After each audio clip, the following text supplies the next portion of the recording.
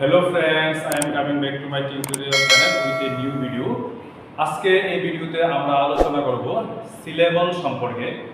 এখন আমরা দেখব সিলেবল শব্দের অর্থ কি। সিলেবল শব্দের অর্থ হলো শব্দের অংশ। যেমন আমরা বলি বানানা। বানানা একটা শব্দ। এই শব্দের মধ্যে যে অংশগুলি থাকে সেই অংশগুলিকে আমরা বলতে পারি সিলেবল। যেমন আমি লিখেছি সিলেবল হলো শব্দের এমন একটি অংশ যা একটানা উচ্চারণে মুখে বলা হয়। যখন আমরা সিলেবলগুলি বলি তখন সেগুলি একটানা বলা হয় মুখের মধ্যে। একটা শব্দ বললাম বা না না, এখানে এই যে বা না না এইখানে তিনটি সিলেবল রয়েছে। কেননা আমরা জানি প্রত্যেকটি সিলেবল অন্ততপক্ষে একটি করে স্বরবর্ণ নিয়ে উচ্চারিত হয়।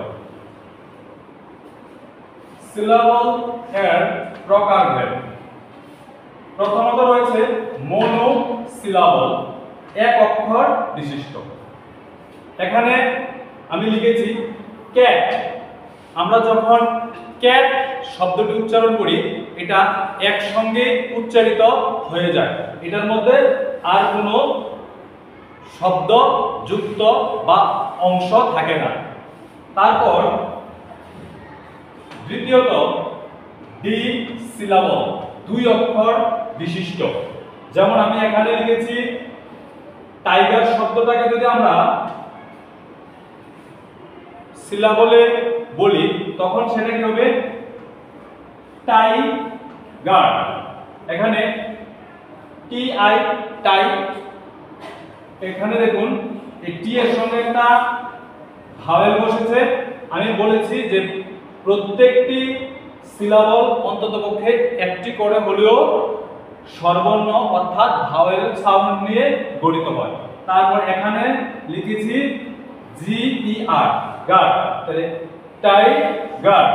তাহলে আমাদের হলো কি এখানে দুইটি শব্দাংশ একসঙ্গে জুড়ে একটি শব্দ গঠিত হলো। তারপর তৃতীয়ত দেখব ট্রি সিলেবল। ট্রি সিলেবল কোনটা?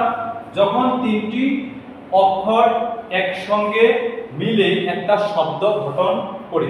যেমন বা না না, এখানে এই যে বানানা শব্দটি এখানে বি এ বা এন এ না, এন এ না বা নে না, তাহলে প্রত্যেকটা শব্দের অংশের সঙ্গে একটা একটা করে ভাওয়েল রয়েছে। তারপর পলি সিলেবল, চার বা তার বেশি অক্ষর। যদি কোনো একটা শব্দের মধ্যে চারটি অথবা তার বেশি অংশ থাকে তখন আমরা সেটাকে বলতে পারি পলি সিলেবল। যেমন আমি লিখেছি এডুকেশন, এখানে ইডিইউ একটা সিলেবল,